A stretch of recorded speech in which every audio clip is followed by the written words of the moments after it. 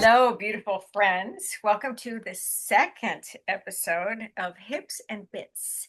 And this is about stories from the Global Caravan dancers and their beautiful stories and journeys through this dance form as a dancer, as a teacher, as a performer, and wherever they lay in that genre of dance and movement and life and all things good and juicy. I'm Paulette Rees-Denis. I am your tribal hostess and happy to be here with you again today and presenting Caroline Close from Australia today. Woo! And Caroline, I was just trying to think of when did I see you in person last? Quite some time ago. It was in 2016 when you was in Australia to do some workshops, and I did TT2 with you then, along with Sienna and Rochelle. Yes. Oh my God, 9 years ago. I know, I know, I know. It's crazy. It's crazy. So anyway, But it was welcome. quite a profound experience. Okay, we can talk about that in a minute. But first, Yeah, sure. I want to formally welcome you to that episode. Thank you. Thank you for being here, and welcome to everybody who's watching. So, I'd love to know about that profound experience, but I'd love to know about your journey in the dance. So, Sure. tell everybody a little bit about you and where you live and what you do Yep. and who you dance with, and just go on, pontificate for a while. Okay, I will pontificate. Love it. Okay, so hi everybody. As Paulette said, I'm Caroline, and I live on the northeast coast of Australia in Queensland, but I'm originally from the northeast coast of the UK. You can probably tell by my accent, but I've been living out here nearly 20 years now, and I work as a Pilates instructor. That's my main income. And I discovered GC dance back in 2008 at a music festival. I didn't know it was GC dance at the time, or maybe a variation of GC dance. So I saw it, thought, what on earth is this? I've got to do it. I just love it. And then I found Sienna, who also lives in Cairns, the same place as me, and started taking classes with her. And to cut a long story short, I've kind of never stopped dancing GC since. I've been teaching since 2015, so 10 years now teaching GC. And I'm Congratulations. totally in love with it. I'm enthralled. And it's something that obviously over 16 years, life has its ups and downs and moments. It's that constant thing that I've had in my life that at times it's a source of inspiration. Sometimes it can be a source of frustration, depending on what's going on. But it's also a source of comfort and that I love constant and that. Oh something my that you God, a can source come of back comfort to. is beautiful. Wow. Yeah, yeah, A yeah. source of That frustration. the familiarity of getting ready for dance, putting on your costuming or whatever it is that you choose to wear when you're practicing, and just the ritual of it, and having that in your life has become so much more than a dance practice. Mm. Mm. I love all those words that you just said. A source of frustration. Ooh, well, we could talk about that too. But yeah, Yeah, yeah, I think there's so many facets of the dance journey, and it comes full circle so many times, right? And we have ups, we have absolutely. downs, Yeah. we go away for a while, we come back for a while. Um, but to me, and I'll ask you this, doesn't it feel like it's just a source of empowerment in your body that never leaves? Absolutely. Yeah, yeah.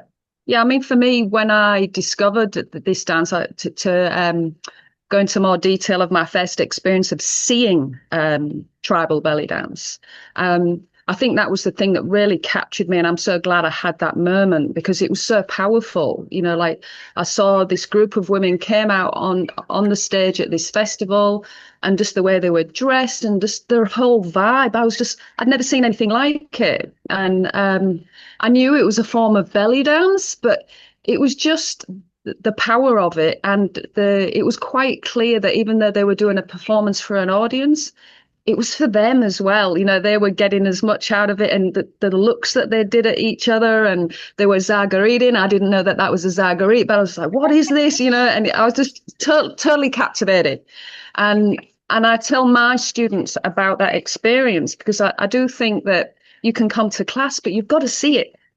Mm. And it's a very much a visual thing as well. I think at times that power and that collective energy of women dancing together, um, and that really kind of sent me off on my journey of finding somebody to dance with. And I don't think I would have been propelled to do that if I hadn't seen these women and think, oh, I don't know what this is, but whatever's going on here, I want in on this. And I so get that completely. I mean, even when I first started dancing, I was like, I knew I had this feeling. I'm like, there's more here.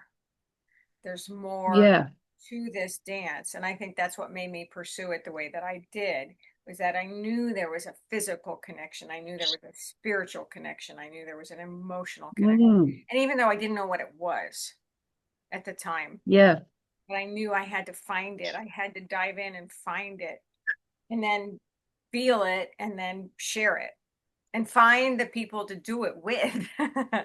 Yes. Yes. Yeah. Yes. That helps. Because it's sometimes hard, because some of us, we want Yeah, to do it, but we don't have other people to dance with, or we don't have people to share it with, for sure.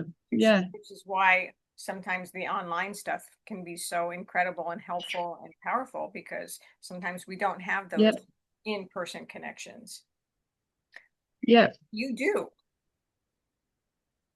Yes, I'm very lucky. We have a concentration of GC dancers in my particular area. So, just for anybody who's not familiar with the geography of Queensland, I literally live about an hour and 40 minutes away from Nina, who is our master teacher for Australia. So, I'm very, very fortunate that she's literally down the road. And like I said, Sienna lives in Cairns too. So, we're about half an hour apart where we both live. Um, and then we've also got a new teacher, Aisha, who lives maybe an hour and 10 minutes from me, an hour. So there's a collective little pot of magic going on where I live, and so very fortunate that I do have people who I can get together with when Nina has her workshops at the temple. We get together and dance, and that's very, very special. I'm very, very grateful that that is there, to have as an experience because you can't beat it. So tell me about that. So tell me what that experience is. Of going to the temple. Yeah, or just that whole the whole connection. Um, I mean, initially when my first experience of going to the temple, again, I'd never experienced anything like doing something that was a collective group, a big group of women, and I felt quite intimidated. They were drumming and zilling, and I was like, "Wow, I've never done this before." Like it was all new to me, and it was really daunting. And I just felt very nervous, but I also loved it as much as I was nervous about it. I just felt really, I want to be part of this and join in this. And when the dancing But part why? was the But bit that I why? loved the So most. Caroline, Why? why? Wait, hold on a minute. Why did you want to be part of it? What was it Um, drawing to you? um, I think I was looking quite literally for my tribe, for the people that I belong to, my thing. Mm. When I started dancing, I had two young children. And I think it was, being in a new country. I'd done other things, I'd made friendships, but I was still not quite finding where I fit, with people or finding something that was my own.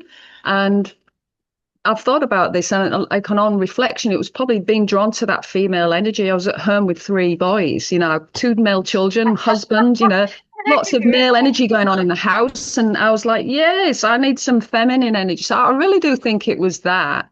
Mhm. And then also looking for that thing that was outside of my identity as a wife, as a mother, a colleague, a friend, like just being part of something where I could be myself as well. That free dancing has always been my best form of expression. I'm not so great socially in groups, and I know that, and it's cool. But dancing, yeah, I can talk to you when I dance, and communicate what I want to say. It's always been a language I've felt very comfortable with. So finding other people who feel like that was great. I think that's a really great statement because I totally understand that. I mean, I've been a speaker and I've gotten up in front of people and spoken, but I can dance without even thinking, Yeah, it's so intricate same. in my body to express myself that way. Speaking Yeah, is another form of expression, but it takes another, it's just another, whoa, wait a minute. Gotta think about absolutely. that. Yeah, yeah. Yeah, so I totally get that. Okay, sorry, I didn't mean to interrupt you, but I was like, yes. No, no, no, all good. Good. Yeah. And then I guess now as time has gone on and I moved into teaching, often when you're teaching a lot of beginners. So you're dancing at a level um, that's at beginning level, introducing, the concepts of GC and those foundation steps. And so I've felt sometimes my own dance ev evolution, like as kind of gone on the wayside, but having the temple or, a space where I can come together with dancers who are dancing at the same level as me, a little bit more advanced, that's really, really wonderful. It quite literally keeps me on my toes. If I haven't been down to the temple for a while and I go there and it's like, boom, bang, you're into that higher level of dancing. And I love it. It's like, switch it all on, like be in the moment. And yeah, so for that and the friendship and connection with people, just you don't have to explain to each other why you do what you do. We're all there. We all have the same reasons for coming together and wanting in on this thing. So yeah, all the things. Right. Well, I mean, sometimes it's all the same reasons, but each of us has a different connection, a different reason as well. Sure, sure. Yeah, yeah, yeah, yeah. And that Oh, changes and shifts, I guess, over time yeah. as well. And Yeah. just the fact that we're all different ages and different sizes and different Yes. Yep. backgrounds, Yep. different work, you know, whatever. There's just something that pulls you. So tell me about, well, when I saw you last, teacher training 2000 and whatever we said it was, 2000 and what, 16. 16, Yeah. 16. Yeah. Yeah. And so Yeah. how was that? Yeah, it was amazing. I'd only done TT1 the year prior with you online, which was a fabulous experience as well. I had a little bit of reservation about doing it online. I thought, is it going to work? But I really enjoyed it, and I really enjoyed it being spaced out over the 4 weeks. I found that really great. Um, and then really, when I knew you were coming to Australia, I thought, I've just got to do it. She's here, she's coming, even though I was kind of thinking, oh, I'm still processing TT1. So I just kind of jumped in and said, okay, I'm going to do it, and I'm so glad I did. Because otherwise, I might not have had that opportunity to do that training with you in person. And that was so valuable, just having your feedback in that moment. And I think just some of the journaling and the shared conversations that we had between that group, it was very intimate, and we were all very present, and that was really wonderful. I really enjoyed that aspect of it, um, and it really did kind of um, keep me going. I'd just been through a big personal loss. I'd lost my sister, so I was in that grieving process, and that was a point where maybe I could have walked away from teaching. Um, but doing that TT2, it really reinforced. No, this is your passion and your love, and you enjoy doing it so much, and I think that kind of helped me move through that process and be able to step into my teaching and feel like I still had something to give to other people as well as to myself. So, and so now you have a dance troupe. Yes, yes, I do. Yeah, and again, that's a constantly evolving thing, who turns up to class and people come and go, and I think that's sometimes where the frustration comes in. But I've had different people come over the years to dance. Some come back again, several years later. Some people stay around for 6 months, and then some people have been around for years. Um, but at the moment, I've got a wonderful group of ladies, and they're all from a non-dancing background. We're all around about the same age. I would say, 50 plus. And And I would isn't really that say that, amazing? yeah, it is amazing. Yeah, yes, yeah. And again, it's challenging at times teaching because they'll all say, "Oh, I'm so tired. I've been at work all day, blah, blah, blah, blah." You get all the things that, my menopause brain's not working. I'm like, yeah, yeah, yeah. But, but it's good that I'm also in that phase of my life so I can understand where they're coming from. But I would really say that they are also my mates, which is really lovely. We've got a kind of really nice, tight little group of, my core group, and then I've got new beginners currently that I'm teaching as well, who are also lovely. So I'm feeling pretty lucky at the moment that I've got a great bunch of women around me who are invested. And yeah, yeah. Like I say, people come and go. You get people who you think are really, really going to stick with it, and then they surprise you and just disappear off the face of the Oh, earth. And then I know. people who turn up and you think, I don't know if it's their thing, but then they stick around and they keep coming. And so, yeah, Nothing is forever, and everything has a story. yeah, absolutely. I Everything totally has get a that. journey. It's so beautiful. It's been so beautiful to watch your journey and to be part of it. And what do you think? I don't know. I mean, you've kind of touched on this a little bit, but what do you think has kept you going? And how does the dance evolve in your lifestyle? Ooh, good questions. I think it's kept me going because it's a constant source of inspiration. The style itself is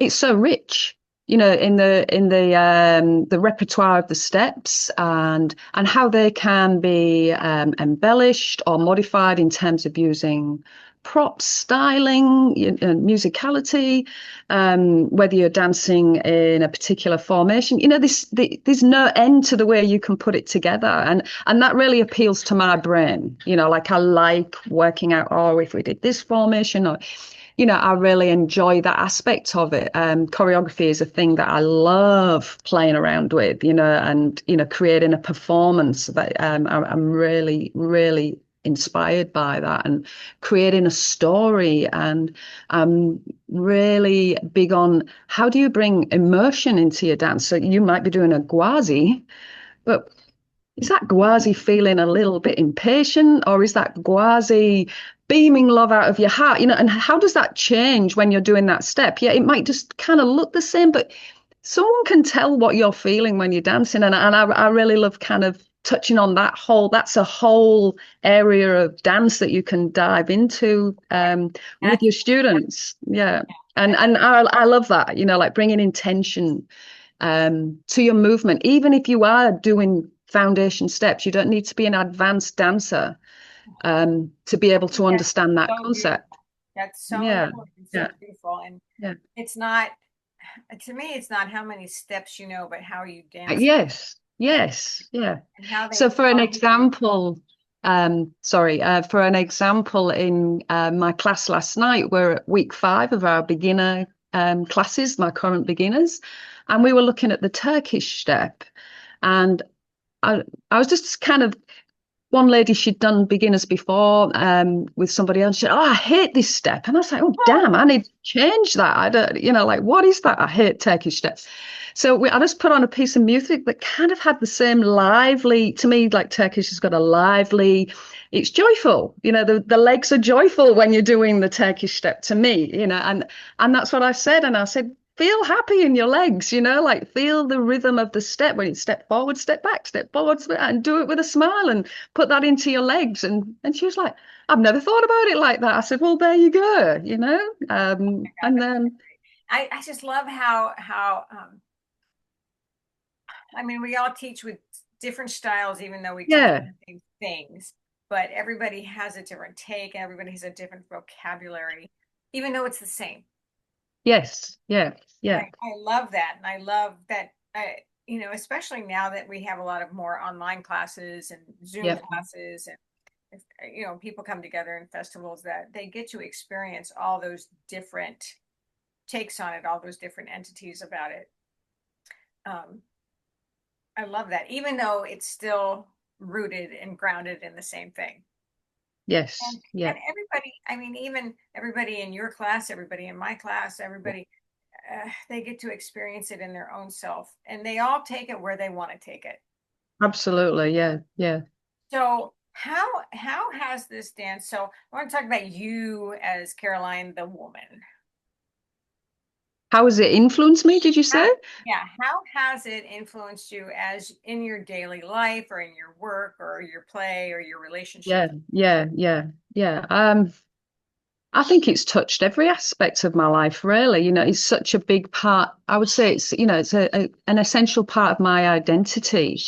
Um, I would tell people I am a dancer, and a performer and a teacher of dance. And when I say that now, I really earn it. I think that initially I didn't. There was a tentative feeling behind that, but now I really believe and feel and embody that when I say it, and um, that has influenced my choices. I'm a full-time Pilates instructor, something that I've done all my life. I've always been very much into movement and fitness, and to me, like if you're going to be in your dance journey for a long time, then you need to be doing some form of conditioning and maintenance for the body. Thank you. And yeah, and Me Pilates too. people, if you're not doing it, you need to do it or something like it. Because, if our body is like an instrument, we've got to keep it well oiled and prepped for our dance so that we can keep doing this thing that we love. So, they sit alongside each other, they can be separate, but they're so, interweaved in my life. Like I have a Pilates practice for my own body and for my dance practice, as well as it being a source of income. But it's I'm walking the walk, like I do the things, like I'm not just saying, oh, I'll do this, it's great for your body. I'm doing it too, like I'm fully invested in that. And I'm a walking example of doing the things that I'm trying to get other people to do.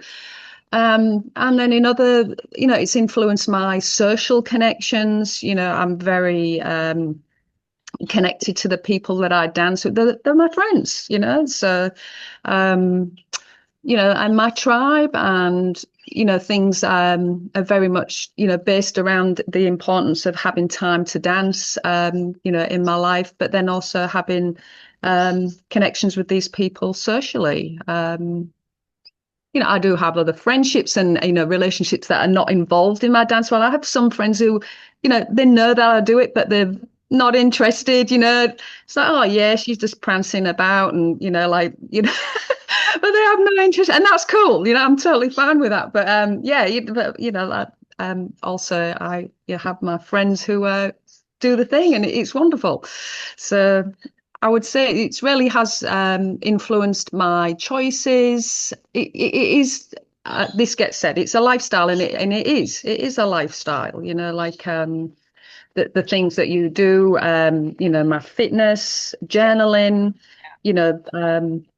Just my day-to-day life is influenced in some way by my dance So, okay, teaching so what do you practice. do? I know, I mean, besides teaching Pilates and dance, and what do you do for your own self-care? All sorts. No. I'm a big fan of nature. And I love nothing more than going for a good walk. So I walk every day, and I love going hiking. So that's another big passion of mine. If I'm not planning when I can get out and do some dancing, I'm usually planning when's my next overnight hike or camp or multi-day hike. So really love that.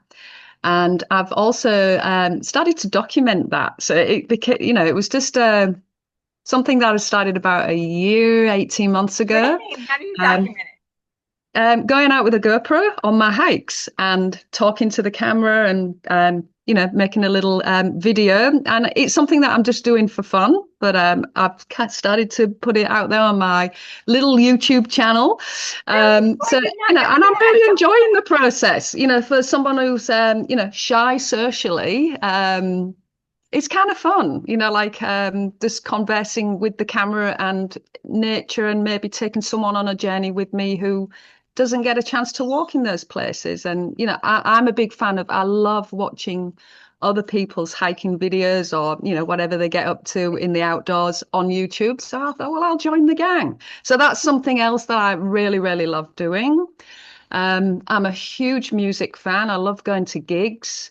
I love I've always loved live music. I think the collective energy of being at a live gig is Oh, very similar. You know what I'm talking about. You're a musician. It's very similar to the collective energy you get when you dance with other women or other people. Um, and I've always loved that. I'm addicted to that, that feeling. It's so exciting, like when, music's right. about And to start and everyone, the so anticipation. many, so many people don't have access to that kind of connection or don't take the step to go out to that connection. And sometimes Yeah. we have to step outside of our box, we have to like Yeah. make an effort. And then, Yeah. I mean, it's the same thing. Sometimes it's like going to class. Oh, I don't want to go to class. Oh, I'm going to go to class and I'm going to feel great once I go to class. Or Yeah. I really want to go see this music, but oh God, I have to go out and drive and blah, blah, blah. And then once you're there, you're just like, oh my God. Yeah. What was I thinking about? Like, yeah, yeah, it's so worth it. Yeah. Yeah. So, And I love reading. Um, I love gardening. That's another source of working out. A day spent oh, in the garden is absolutely. like probably equivalent to a week in the gym in my book. But That's what I yeah, love right there. yeah, yeah. Nice. Oh, that's beautiful. So, any last words of wisdom you want to share?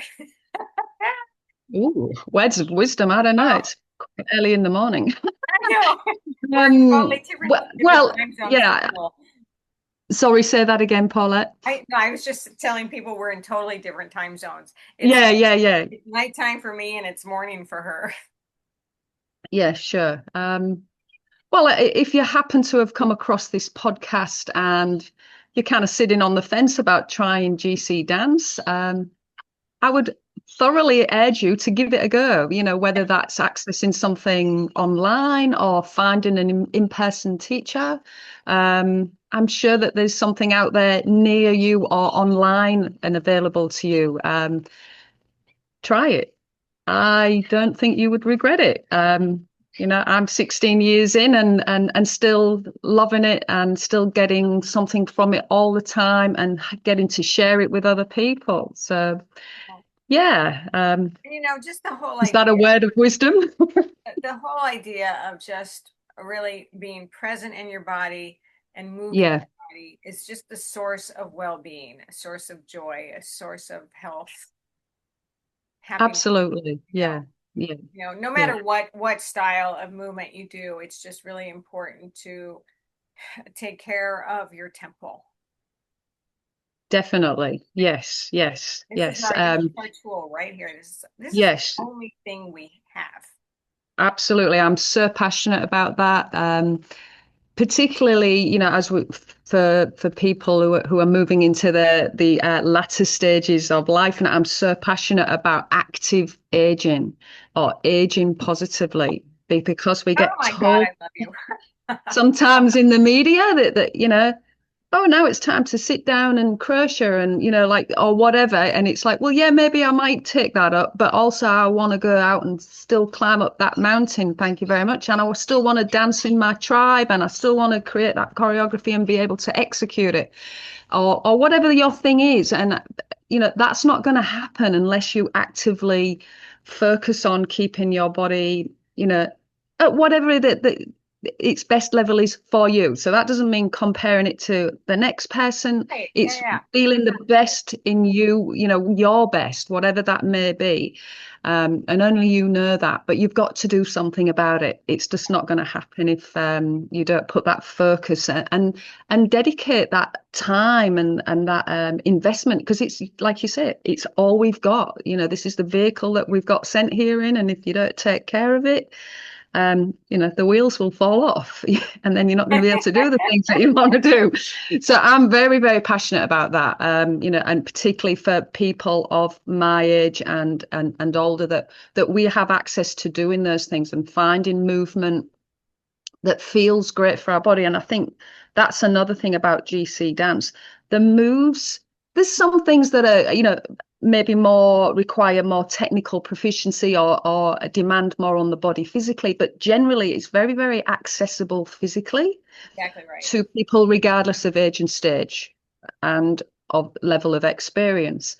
And I think that's what makes it so appealing, that most people can get into it. Well, and But that's you what also that's have what to the do whole that intention. maintenance. The whole intention was that this was a dance to bring people together, all Yeah, ages, all sizes, yeah, all, and just that we are all part of one big circle. yeah, We're yeah, all here to be connected, uh, and to inspire and be inspired by each other, to touch each other, right? yeah, yeah, yeah. And I think the GC styling is very accessible in that way, that people can start moving together. You might only know a couple of steps, but straight away you can feel the collective you know energy in a room when people have kind of like, oh, we're dancing together, and it's week 2 and we're doing this thing and we're rotating a circle, and wow, how it's like magic, like you see people's faces. I love that. I've never got like, I still found that really exciting as a teacher to see people's faces when that happens. Yeah. And I think also the thing to remember, or to think about for those of you who are watching, is not about performing. That's a whole nother level. It's Total just other about aspect. it's just about coming together and finding the joy in your body, Yeah, the joy yeah, in the connection with each other. And that's the beauty of the whole dance, really, right there, you know. absolutely. Oh, Well said. oh my gosh. Oh, Caroline, I'm so glad to see you and connect with Yeah, you. I'm so honored and happy to be here. It was Share the space really, with really you. lovely to get your message asking me, because I was like, yeah, I want to do Yeah. that. And they introduce you to everybody too. So Yeah, yeah, yeah, yeah. beautiful, beautiful. Well, thank you. And thank you, everybody, out in our new podcast of Hips and Bits. It's kind of an affiliation to Heart and Hustle, which I've been doing for 6 years. I love this format, this platform of being able to interview, connect, have conversations, and be able to share with you, share people's passions and people's stories and inspirations, and why they do what they do and what they bring to the world, which is making our world a better place. And I love that. So again, Caroline, thank you. My pleasure. Thank Thank you. you, everybody. Until we meet again. Hopefully not too long. I know.